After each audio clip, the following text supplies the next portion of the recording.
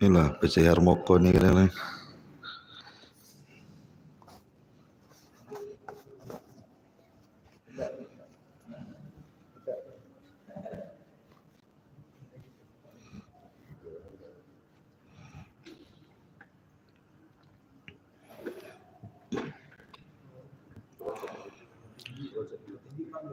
Tes.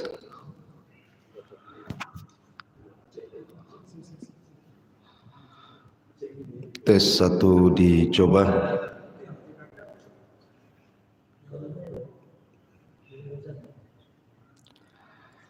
Bismillahirrahmanirrahim. Assalamualaikum warahmatullahi wabarakatuh. Alhamdulillah wassalatu wassalamu ala Rasulillah wa ala alihi wa sahbihi wa mawalah wa la hawla wa la quwwata illa billahi wa ba'du. Alhamdulillah, segala puja dan puji hanya milik Allah Subhanahu wa ta'ala.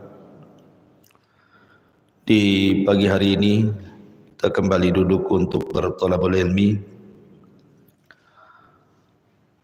Walaupun cuaca tadi sempat hujan, tetapi tidak mengurungkan semangat kita untuk datang ke masjid, sholat subuh berjamaah, dan disusul dengan mengikuti kajian.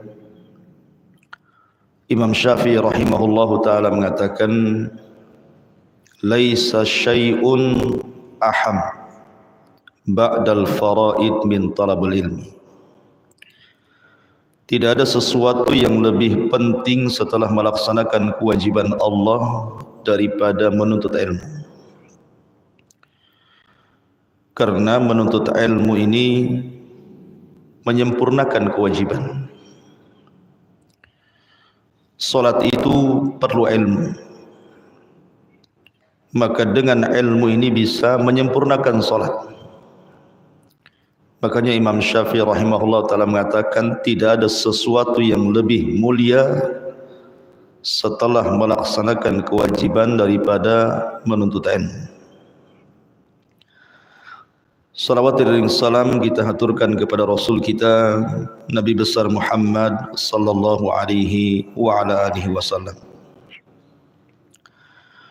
Kita lanjutkan kajian kita, masih membahas surah Al-Fatihah. Dan hari ini kita masuk pada ayat per ayat dalam surah Al-Fatihah.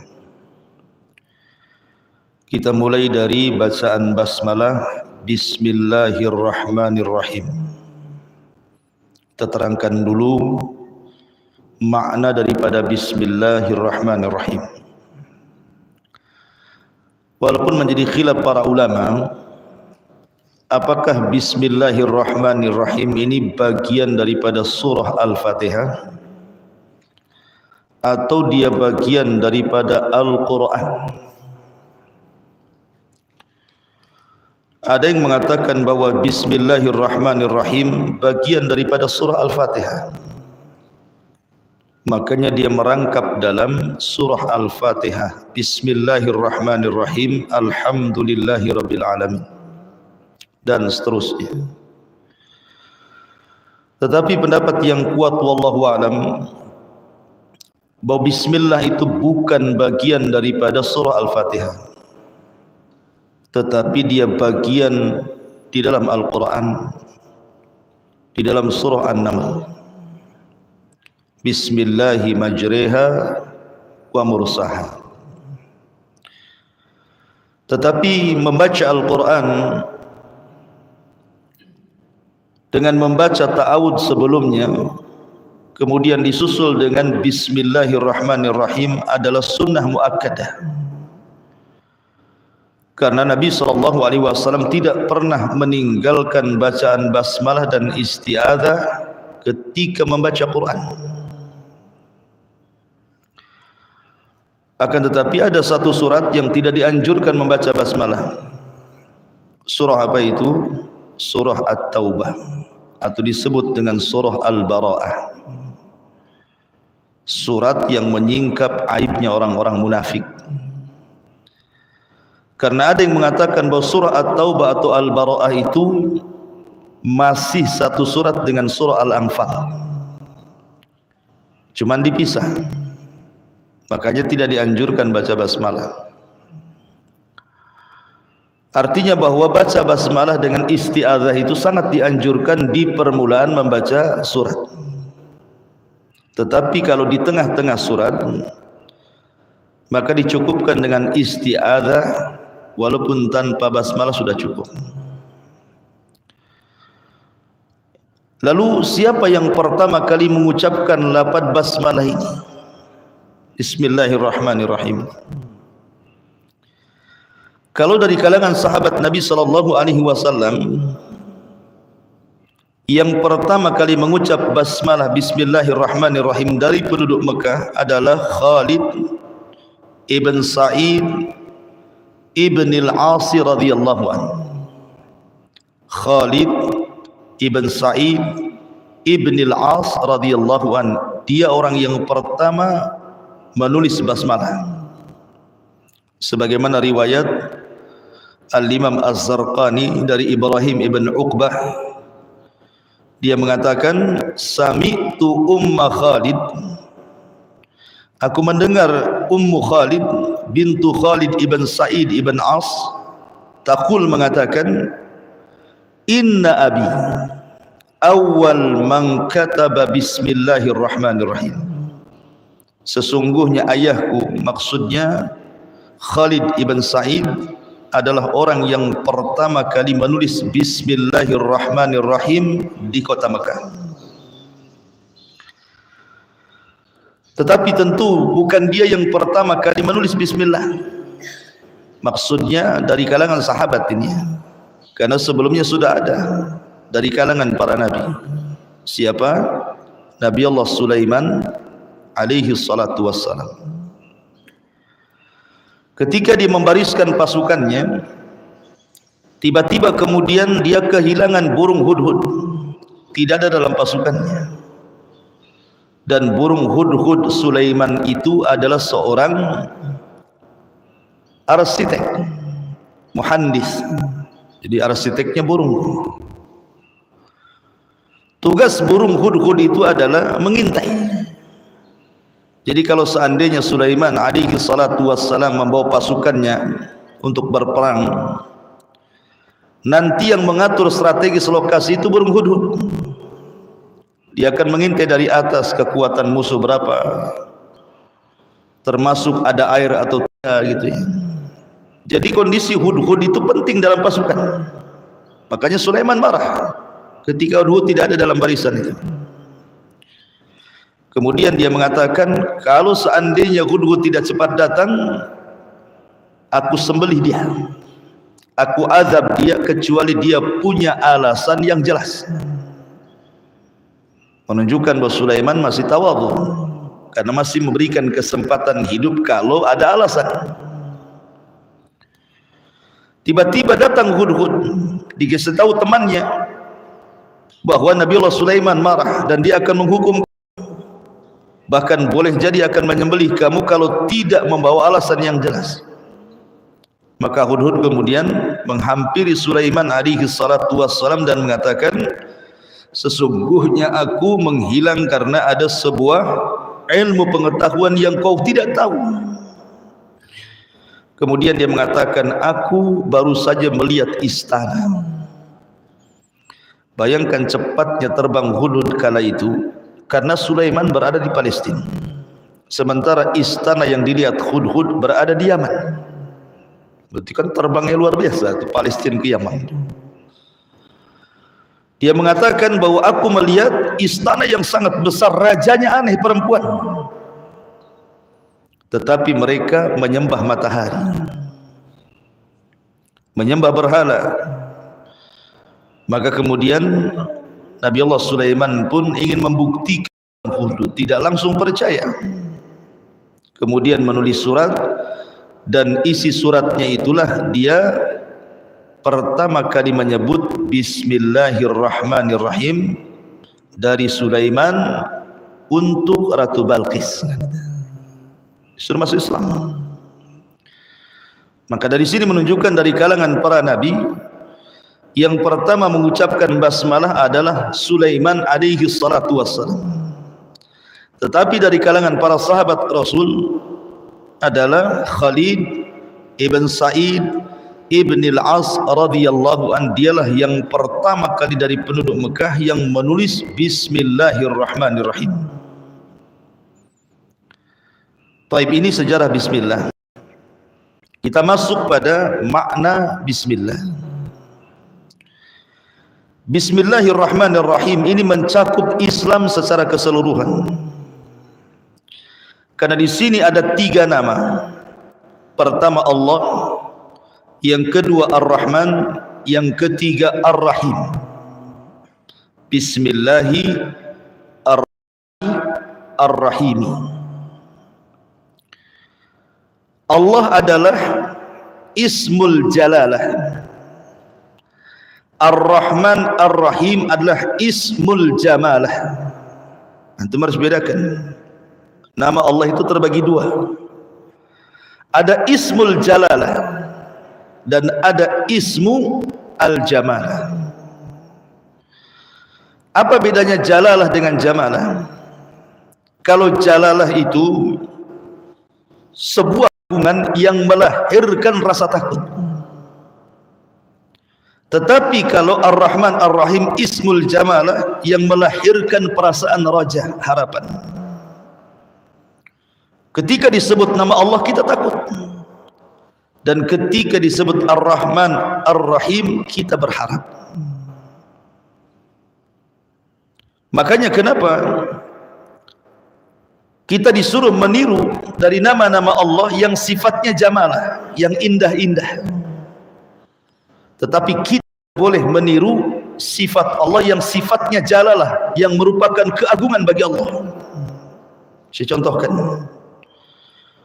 Ar-Rahman Ar-Rahim Ismul Jamalah. Al-Latif Ismul Jamalah. Nama Allah yang sangat indah. Kita berusaha mencontohnya. Tetapi kalau seandainya Ismul Jalalah, kita tidak boleh mencontohnya, tetapi mencontoh dengan kebalikannya. Contoh di antara nama Allah Subhanahu wa taala yang agung adalah Al-Mutakabbir. Allah sombong. Jangan ditiru kesombongannya, tetapi tirulah kebalikannya. Lawan daripada sombong, tawadhu. Berarti kita mencontoh dari kebalikan nama Ismul Jalalah itu. Tetapi kalau Ismul Jamalah, nama Allah yang indah, kita harus mencontohnya. Rahim, Allah itu Maha Pengasih, kita berusaha untuk menjadi pengasih. Dan begitu seterusnya. Makanya kemudian lafaz Ismul Jalalah itu melahirkan takut. Tetapi Ismul Jamalah melahirkan raja, harapan. Kita takut kepada Allah, tetapi kita mengharap dari sifat atau nama-nama Allah yang sifatnya indah. Dan itulah Islam. Islam itu memiliki 2 sayap. Pertama al-khawfu, dan yang kedua ar-raja'u. Dan keduanya dibingkai dengan al-hub, perasaan cinta. Makanya arkan al-ibadah, rukun-rukun ibadah itu pertama al-hub, cinta, yang kedua al-khawfu, perasaan takut, yang ketiga ar-raja'u, harapan. Ketika seseorang kemudian beribadah dengan 3 rukun ini, maka ibadahnya akan berpahala. Kalau syarat ibadah ikhlas dengan ittiba. Al-khawfu war-raja ini harus ada pada diri kita. Harus ada. Kalau anda mengaku seorang muslim, tidak boleh dilepaskan yang disebut dengan al-khawfu war-raja ini. Kalau kita masih sehat seperti sekarang, maka kedepankan al-khawf, perasaan takut. Tetapi kalau kita sedang sakaratul maut, mendekati ajal, maka kedepankan sifat raja dibandingkan khauf. Makanya di sini Allah melahirkan takut secara mutlak. Ar-Rahman menyeimbangkan antara takut dengan roja. Ar-Rahim melahirkan roja saja.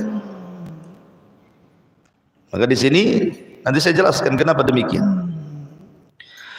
Kenapa kalau kita sehat kita harus lebih mendahulukan takut dibandingkan raja harapan, supaya kita lebih berhati-hati untuk tidak terjerumus kepada maksiat. Karena takut kepada Allah, takut akan azab Allah subhanahu wa ta'ala dan siksanya. Tetapi ketika kita mendekati sakaratul maut, kita tidak boleh mendahulukan takut, tetapi kita harus mendahulukan raja, sifat harapan.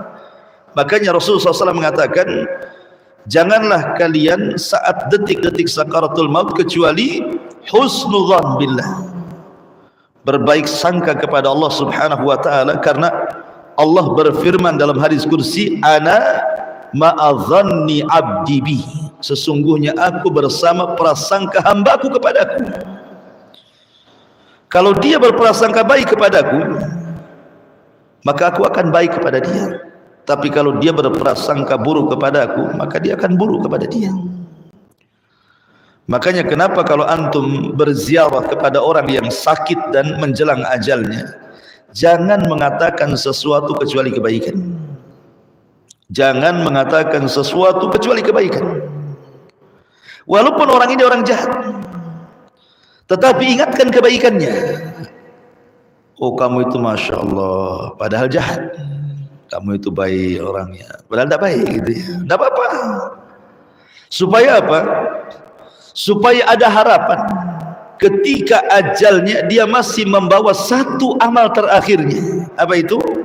Husnudzan billah, berbaik sangka kepada Allah. Tapi kalau antum takut-takuti dia, alhamdulillah cepat mati orang ini, sempat hidup rusak satu desa umpamanya, makin takut dia. Sudah nggak ada lagi husnudzan, yang ada suudzon saja dia. Wah, masuk neraka aku, masuk neraka aku. Nah, dari sini pentingnya seseorang itu apa?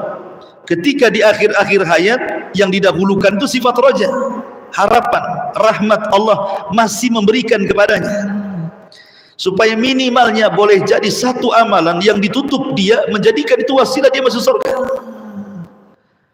Karena kita tidak tahu dari amalan kita selama hidup kita ini yang mana satu sebenarnya yang diterima Allah. Kalau seandainya ada satu amalan yang kita tahu diterima, itu sudah cukup. Kenapa? Karena Allah subhanahu wa ta'ala mengatakan, innama yataqabbalullahu minal muttaqin. Allah hanya menerima amalan itu dari hamba-hamba Allah yang bertakwa. Artinya ketika kita takut satu amalan, tahu ketika satu amalan diterima, berarti kita tahu kita termasuk orang yang bertakwa. Masalahnya kita tidak tahu yang mana satu. Makanya Nabi SAW mengatakan, la tahqiranna minal ma'rufi syai'ah. Jangan remehkan sekecil apapun kebaikan, apalagi besar.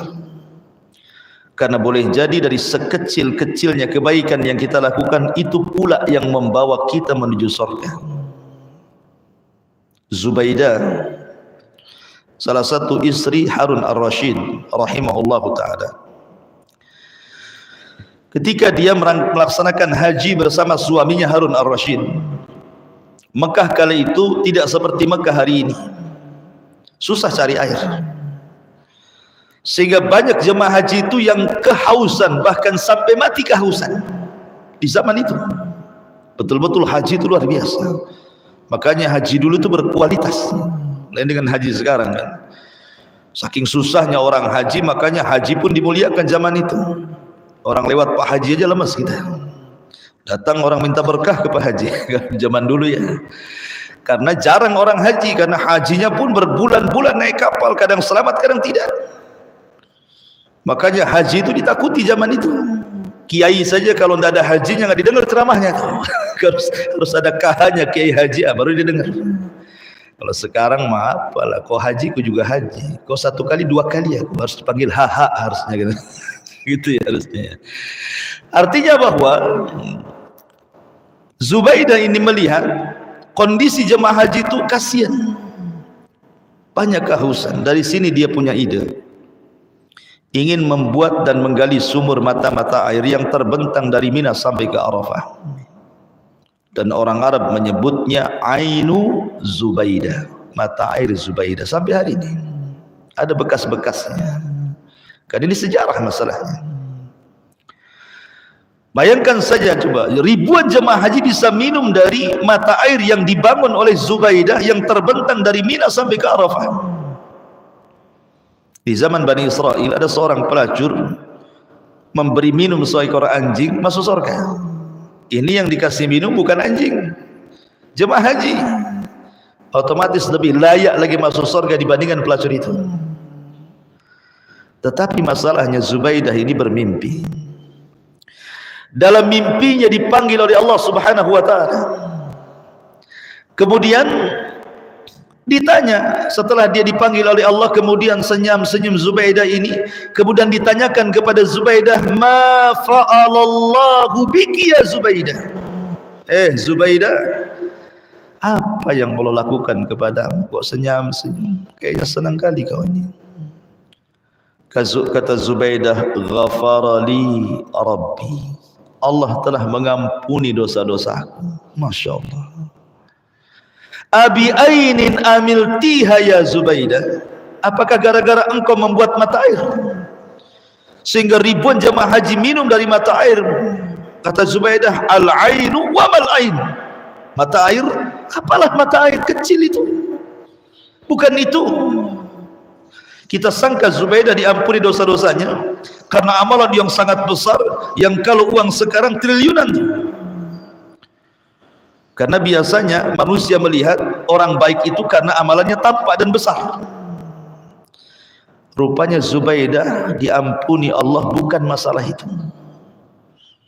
Kata Zubaidah, ghafarali Rabbi bi rak'ataini fi jawfil laili uhafidu alaihima. Allah mengampuni dosa-dosaku disebabkan aku menjaga 2 salat tengah malam dan aku jaga sampai aku wafat. Rupanya dengan amalan kecil yang semua orang bisa melakukannya kan. Salat malam bisa melakukan, semua orang kan bisa. Disangkanya Zubaidah diampuni dosa karena infaknya triliunan gitu, bisa memberikan minum jemaah haji. Rupanya bukan itu sebabnya, sebab kecil rupanya. Makanya terkadang ikhwatu fillah, jangan remehkan sekecil apapun kebaikan. Boleh jadi yang kecil itu mengantarkan kita ke surga. Boleh jadi ketika sakaratul maut, orang itu mendahulukan perasaan raja harapan sehingga dia mati ditutup dengan husnudzon, berbaik sangka kepada Allah. Itu pula yang mengantarkan orang jahat ini masuk surga. Kita tidak tahu. Makanya kenapa Allah mengatakan wala tamutunna illa wa antum muslimun. Janganlah kalian mati kecuali dalam keadaan muslim, yang senantiasa diawali dengan hub, perasaan cinta, kemudian rasa takut, dan diakhiri dengan raja, pengharapan. Itulah makna bismillahirrahmanirrahim. Ma'asyiral muslimin yang dimuliakan Allah Azza wa Jalla, bismillahirrahmanirrahim. Bismillah di sini ada ba, harfu jarrin. Orang Arab tidak biasa memulai kata itu dengan harfu jar, sehingga harus ada kalimat makhdhuf sebelumnya, kalimat yang disembunyikan sebelumnya. Apa kalimat yang disembunyikan sebelum ba di sini? Biasanya sebuah ucapan atau perbuatan. Aktubu bismillah, aqulu bismillah, gitu. Seolah-olah ketika kita sebelum mengucapkan basmalah ada perbuatan yang kita ucapkan. Ketika saya menulis bismillah dengan menyebut nama Allah.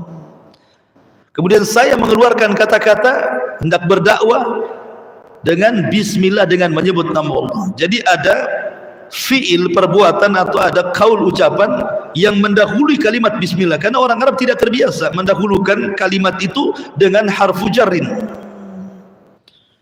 sehingga ada perbuatan yang mengiringi sebelumnya. Dan bismillah itu memiliki 2 faedah. Ba dalam bismillah itu memiliki 2 faedah. Pertama, ba di sini disebut musahabah dan memiliki makna al-isti'anah. Dengan menyebut bismillah itu kita meminta pertolongan agar apa yang kita tulis, agar apa yang kita lakukan selamat. Karena bukan hanya selamat, tetapi ba dalam bismillah itu juga memiliki makna berkah, selamat dan berkah. Itu yang kita carikan di dunia ini, selamat dan berkah. Makanya kalau orang datang kepada antum memulai dengan kata-kata dan tidak memulai dengan salam, jangan dijawab. Kalau ada orang datang langsung ngomong nggak ada salam, jangan dijawab. Tapi kalau dia mengucapkan assalamualaikum, kita jawab waalaikumsalam warahmatullah, kemudian dia ngomong baru kita jawab. Kenapa? Karena keselamatan itu penting. Selamat itu penting. Dan keselamatan itu inti kandungan daripada isti'anah, meminta pertolongan. Sebesar apapun masalah ikhwan, kalau Allah terlibat dalam permasalahan kita, pasti Allah carikan jalan keluarnya. Tapi sekecil apapun masalah, kalau Allah tidak ikut campur tangan dalam menyelesaikannya, gak akan ada jalan keluarnya. Karena semua pertolongan Allah. Lah bismillah ini faedahnya adalah supaya setiap perbuatan kita ditolong oleh Allah. Karena begini ikhwan, setiap pekerjaan itu ada risiko. Ada risiko. Nelayan bisa tenggelam. Orang kerja di jalan, supir taksi, ojol dan yang semacamnya bisa tabrakan, tidak nabrak ditabrak. Apalagi zaman sekarang yang namanya nabrak menabrak itu luar biasa. Kita pelan-pelan berusaha untuk tidak nabrak dan tidak ditabrak, ditabrak juga. Di zaman dulu kan tidak ada tabrakan, nggak ada unta tabrakan dengan unta. Mana ada di zaman Rasul? Di zaman Rasul kan kendaraan pakai unta. Nggak ada unta nyeruduk unta dari belakang itu. Sekarang ini subhanallah, kita ada hati-hati di jalan kena juga. Ya kan? Artinya bahwa setiap pekerjaan apapun ada risiko, mau di kantor, mau di pasar, ada risikonya. Untuk menyedikitkan risiko itu, makanya baca bismillah. Karena di situ ada pertolongan Allah Azza wa Jalla. Jangan remehkan kalimat bismillah. Karena itu mengurangi risiko kita dalam bekerja. Kemudian pekerjaan apapun yang dimulai dengan bismillah pasti berkah. Makanya kenapa ketika kita makan saja, kalau tidak baca basmalah, madarat makanan itu. Walaupun ilmu kedokteran mengatakan makan kambing itu penuh dengan penyakit kolesterol, bukan kambingnya. Karena kambingnya tidak berkah. Kenapa? Karena tidak baca basmalah. Makanya Rasul mengatakan makanlah makanan yang dibaca basmalah di situ kan. Ketika seorang laki-laki kecil, anak kecil, ada yang mengatakan Umamah bintu Zainab, anak kecil di hadapan Rasul, menambil saja makanan, kata Rasul, ya gulam samillah wa kul biyaminik wa kul mimma yalik. Hei anak kecil, baca bismillah, ambil yang dekat launya, jangan jauh-jauh. Dia jadi adab sama Nabi. Tangan kanan kau makan. Ya. Artinya bahwa keberkahan itu penting. Kalau antum satu nampan makan gitu ya, antum ingatkan saudara antum, baca bismillah lah dulu kita. Sebab kalau kita baca basmalah, kawan kita pula tidak baca basmalah, makan pula satu nampan, itu makan gak berkah tuh. Jangan-jangan antum habis makan mencret pula. Ya. Makanya penting baca basmalah itu, karena setiap ucapan ketika membaca basmalah, setiap perbuatan ketika baca basmalah berkah semuanya. Coba ketika antum keluar rumah baca basmalah, bismillahi tawakkaltu 'alallah haula wala quwata illa billah. Ketika antum kerja baca basmalah, ketika antum pulang baca basmalah, ketika semua baca basmalah, berarti antum sudah menjadikan kehidupan antum itu berkah, gitu maksudnya. Dan itu yang kita cari. Apa yang kita cari kalau selain daripada berkah? Makanya Nabi Ayub alaihi salatu wassalam ketika disembuhkan penyakitnya oleh Allah Azza wa Jalla, kemudian Allah hujani dengan belalang emas. Belalang emas. Sampai lumbung-lumbung padinya penuh dengan belalang emas. Kemudian dia ke sungai hendak mandi, banyak belalang, masih dikutip juga itu belalang emas itu, padahal sudah banyak satu lumbung. Kemudian Allah mengatakan, ya Ayub, masih kurangkah nikmat yang sudah berikan kepadamu? Ayub alaihi salatu wassalam mengatakan, bukan itu yang kurang, tetapi aku merasa kurang dari berkahmu. Jadi Ayub mencari berkah. Makanya penting membaca basmalah itu, karena pertama isti'anah yang mengandung keselamatan di dalamnya, dan yang kedua mencari berkah. Ini lafaz ba dalam bismillah. Kemudian bismi itu artinya, kalimat ismi itu diambil dari 3 macam kalimat. Ada yang mengatakan ismi, bismi, ismi itu artinya adalah sumu. Sumu itu diambil dari kata sama, artinya ma fawqa ra'si fahuwas sama. Sesuatu yang di atas kepala itu disebut sama, langit. Sama itu kan langit artinya. Apa sih langit dalam bahasa Arab? Ma fawqa ra'si fahuwas sama. Sesuatu yang di atas kepala itu disebut langit. Artinya nama itu, nama ismun itu kan nama artinya. Masmuka, siapa namamu? Terkadang sebuah nama itu bisa meninggikan pelakunya dan bisa juga merendahkan. Makanya penting seseorang itu memberi nama, karena nama itu terkadang mengangkat pemilik namanya.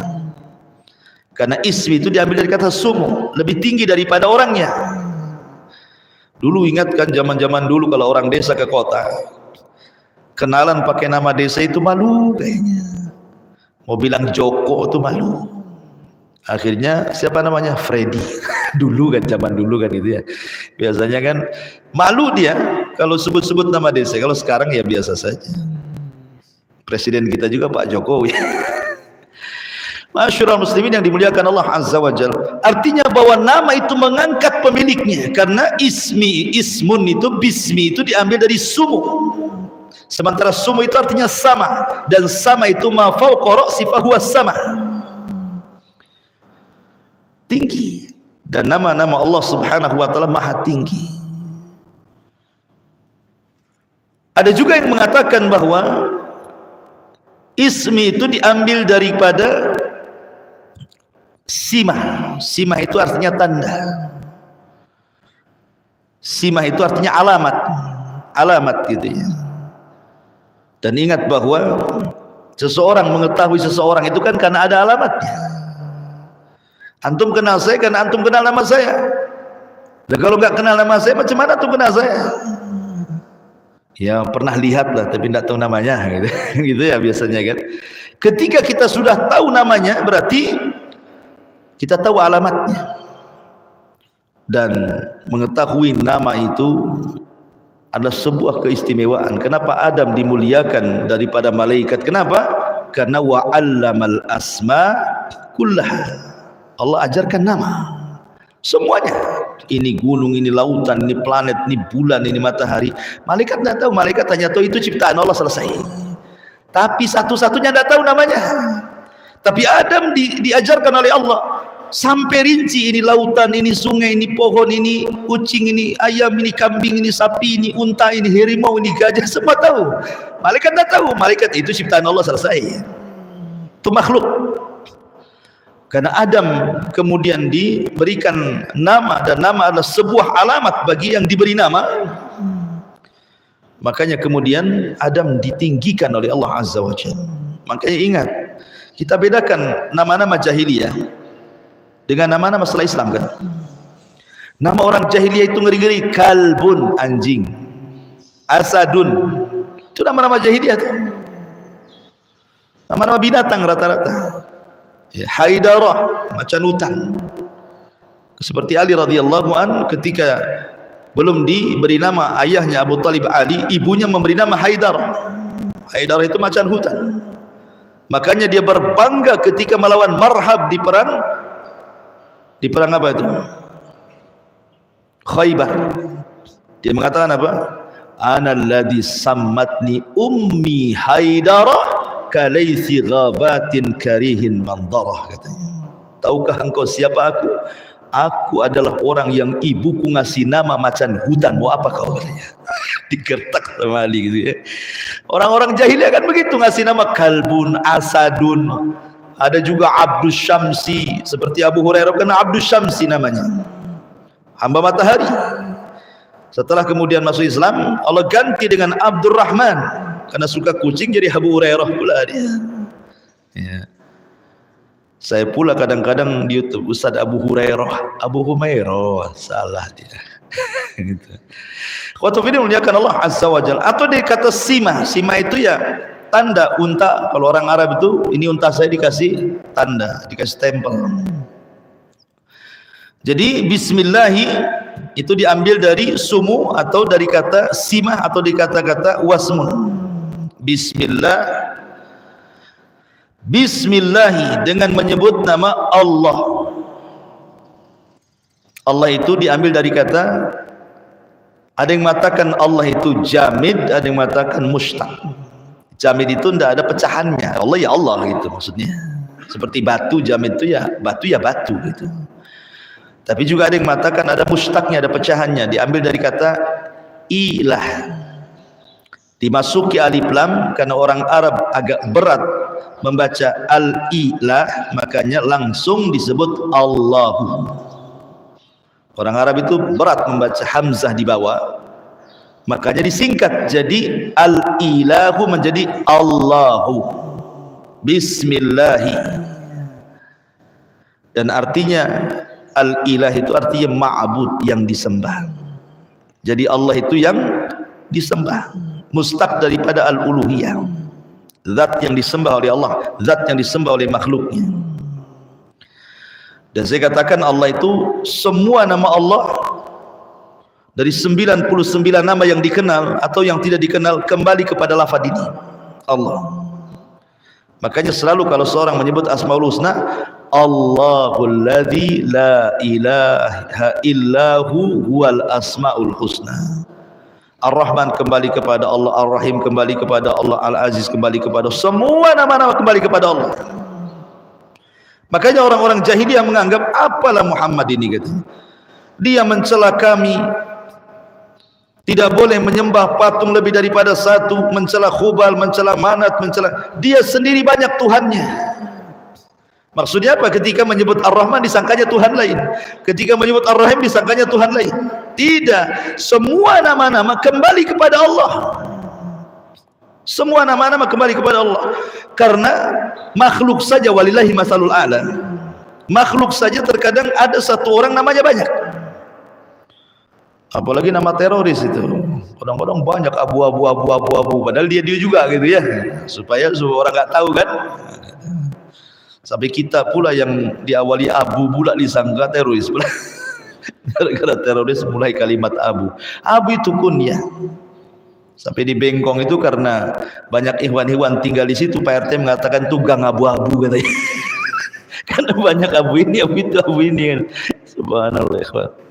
Ya. Artinya bahwa abu itu kunyah. Kunyah itu ya sunnah hukumnya. Abu Umar yang belum balik saja, anak kecil dipanggil Abu Umar. Ya Aba Umair ma fa'alan nugar, kata Rasul. Hei Aba Umair, apa yang lakukan burung musi nugar itu? Kata Abu Umair, mati Rasul. Kenapa keceki kan gitu ya. Artinya bahwa anak kecil dipanggil Abu Umair, padahal Abu Umair mana punya anak Umar? Kecil nikah aja, belum balik pun, belum, tapi sudah dapat kunyah Abu Umair. Itu kunyah, bukan nama teroris. Ya. Masyarul muslimin yang dimuliakan Allah Azza wa Jalla. Kalau nama teroris payah kita, Abu Bakar. Nah mungkinlah Abu Bakar itu kan nama kunyah. Abu Hafsin Umar bin Khattab, Abu Abdillah Utsman bin Affan, Abu Turab Ali bin Abi Thalib, kan itu ada kunyahnya masing-masing. Ya. Makanya kalau antum punya kunyah bagus sekali, baik laki-laki atau perempuan. Ummu Abdillah Aisyah, padahal tidak punya anak namanya Abdullah. Nah kenapa Aisyah disebut Ummu Abdillah? Abdillah itu Abdullah bin Zubair, anak daripada Zubair bin Awam. Zubair bin Awam nikah dengan saudarinya Aisyah namanya Asma, punya anak namanya Abdullah, suka digendong Aisyah, maka disebut Ummu Abdillah. Ya. Kunyah Aisyah radhiyallahu anha. Ummu Sulaim, ummu gitu ya. Ada gang abu-abu, ada gang ummu gitu. Nanti ini masjid abu-abu pula, kena semua abu semua namanya. Taib. Bismillah, jadi Allah itu semua nama kembali kepada lafaz Allah. Beda dengan Ar-Rahman Ar-Rahim, sama-sama memiliki sifat rahmat. Ar-Rahman memiliki sifat rahmah. Rahim memiliki sifat rahmah. Sama-sama punya rahmat di sini. Artinya apa? Setiap nama pasti ada sifat ya. Tapi tidak semua sifat harus ada nama. Itu kaidah itu. Setiap nama terkandung sifat, tapi tidak semua sifat dijadikan nama. Lah Allah Subhanahu wa taala disifati dengan sifat Rahman dan sifat Rahim. Dinamai dengan Rahman dan dinamai dengan Rahim. Dua-duanya terkandung sifat rahmat. Lalu apa bedanya? Ar-Rahman terkandung sifat rahmat. Ar-Rahim terkandung sifat rahmah juga. Rahmat, dua-duanya rahmat. Kata para ulama,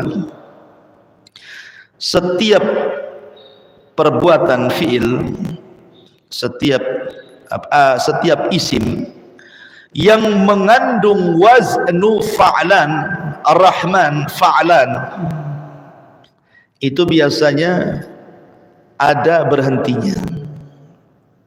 Atshan artinya apa? Haus, ketika minum hilang hausnya. Jau'an, lapar, ketika makan hilang laparnya. Apalagi mardhan, sakit, ketika minum obat hilang sakitnya. Setiap wazan fa'lan pasti ada batas waktunya. Tetapi sifat fa'il, rahim itu daimumah, tidak ada batasnya. Itu yang membedakan Rahman dengan Rahim. Karena Rahman itu mencakup mukmin dan kafir. Kalau Rahim hanya untuk orang-orang yang beriman saja. Jadi Rahman itu terkandung sifat rahmat, dan rahmat daripada Rahman ini mencakup semua makhluk. Mau mukmin, mau kafir, mau binatang, mau makhluk Allah semua terkena sifat rahmat. Tetapi kalau Rahim tidak, dia hanya khusus untuk orang-orang yang beriman saja. Dan kasih sayangnya Allah kepada orang kafir hanya di dunia saja. Ketika meninggal dunia terputus rahmatnya. Makanya pada hari kiamat, yang akan merasakan kiamat besar tiupan sangkakala itu hanya orang kafir saja. La taqumus sa'ah illa ala syiraril khalqi. Tidak mungkin tegak hari kiamat kecuali ditegakkan kepada manusia yang paling buruk dari orang-orang kafir. Ketika mereka dibinasakan di dunia, lepas rahmat Allah kepada mereka. Tetapi Rahim terkandung sifat rahmat bagi orang-orang yang beriman, karena sifatnya daimumah, terus, ya kan, di dunia sampai ke surga, di dunia sampai akhirat. Makanya tidak terputus rahmatnya Allah kepada orang yang beriman, karena bukan hanya di dunia saja, sampai ke akhirat. Itulah bedanya Rahman dengan Rahim. Kalau Rahman itu mencakup semua makhluk, kalau Rahim itu hanya khusus kepada orang-orang yang beriman saja. Wallahu a'lam bishawab. Saya harus ngisi di radio. Ini yang bisa sampaikan. Mudah-mudahan ada manfaatnya. Subhanaka wa bihamdika asyhadu an la ilaha illa anta astaghfiruka wa atubu ilaik. Allahu ta'ala. Assalamualaikum warahmatullahi wabarakatuh.